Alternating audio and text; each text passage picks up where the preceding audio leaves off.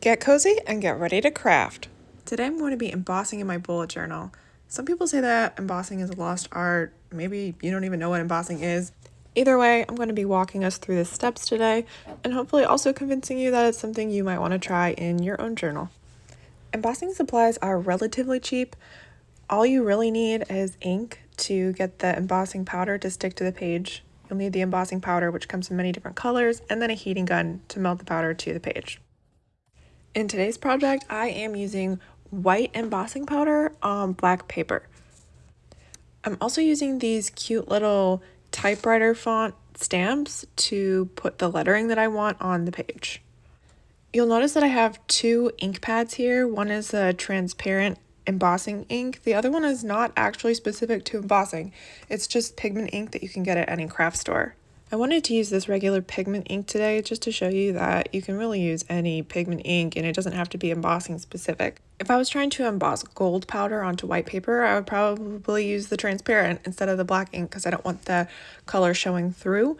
But really, it's going to depend on what combination of powder and paper you're using. Also, I did kind of a long quote here, so I'm going to speed up the video a little bit. This is running at 2x speed. But I also wanted to point out that you can't really see the ink that I'm laying down. That's kind of the point until I add the embossing powder.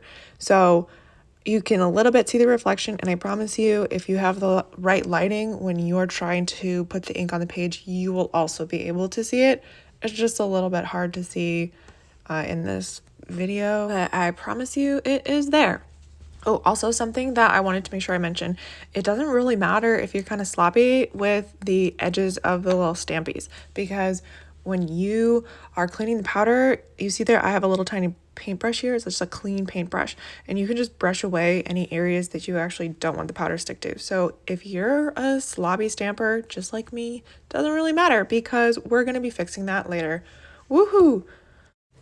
If you want to be able to use the embossing technique but your own handwriting instead of having to use stamps, I've got great news for you. This is an embossing pen. Got it on Amazon. I will link it in my video description. I'm just switching up the font a little bit by adding my own handwriting, a little bit of cursive. I love the way that the typewriter font looks with the tiny cursive. I think it's super cute. And now that I have all the ink where I want it to be, I am adding the embossing powder. I pretty much dump out, I would say 2/3 of what's in this little tiny jar, but it's all going to get recycled. The stuff that doesn't stick to the page is going to get recycled. So you're going to see, you want to make sure you cover as much as you can to actually get a nice solid letter on your page. And now I'm taking literally just a piece of printer paper that I took off my printer and I'm using it for this purpose instead. And I'm going to dump all of the excess powder onto this sheet of paper. And then you're going to want to tap pretty hard, actually. You can apply a lot more force than you would think you would and still keep what you want on the page. And then I'm pinching this paper and I'm just going to pour the rest of that powder that I didn't use back into the jar to use for a later project. Okay, here's one of my favorite parts of this process. I mean, honestly, it's all super fun.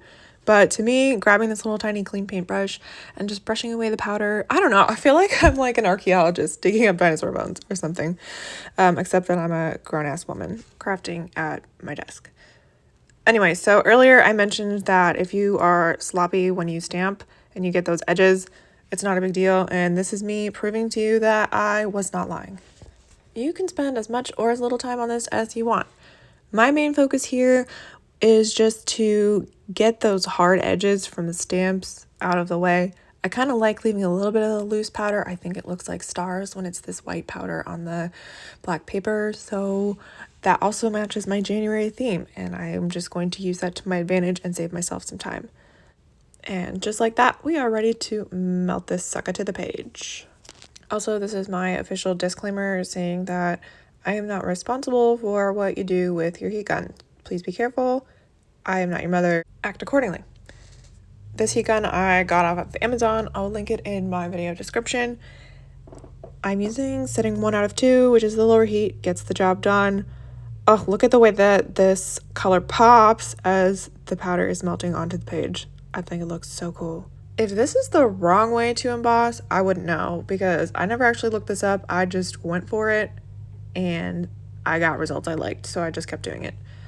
I'm pretty sure that's just how you got to do it anyway. It's how everything works in life, I think. I mean, give it a couple seconds to cool off before you touch it, but it really is mere seconds after you've heated it up and melted the powder to the page that it's just ready to use, which is what I love so much about embossing. It gives a smooth, slightly raised paint almost looking effect, but without you having to sit there and wait for paint to dry. Okay, I still have the second half of this quote to do. I'm just doing the same exact thing that I did for the top half with the cute typewriter font and the stamps and stuff. So I'm just kind of like gonna fast forward to the end for you so that you can see me paste it into my journal and see what else I do. Boom. Time travel. I'm showing you the cool part where I melt it because I just think that's cool. As you know. You can fast forward if you want, but I figure I like watching it this much. Someone else might like watching it this much. Can't get enough. Could watch this all day. To paste this into my journal, I am using Scotch Permanent Dot Adhesive. It's good stuff. I also will link this. You can just assume I'm always linking these things because I'm not a gatekeeper. Sorry for the earthquake. Gotta make sure that shit sticks. Also, I decided that I wanted to add just like a couple little stars in these opposing corners to tie the two pages together, like the January cover page on the right side with this one on the left with this cute little quote. And then I decided I wanted some thicker dots. So I'm really just going with what I'm feeling, which is pretty much how I do all of my art. If you made it to this point in the video, first of all, I love you. And second of all, I hope that you had fun. I hope that you learned something. I definitely know that I had fun. Don't forget to like and subscribe.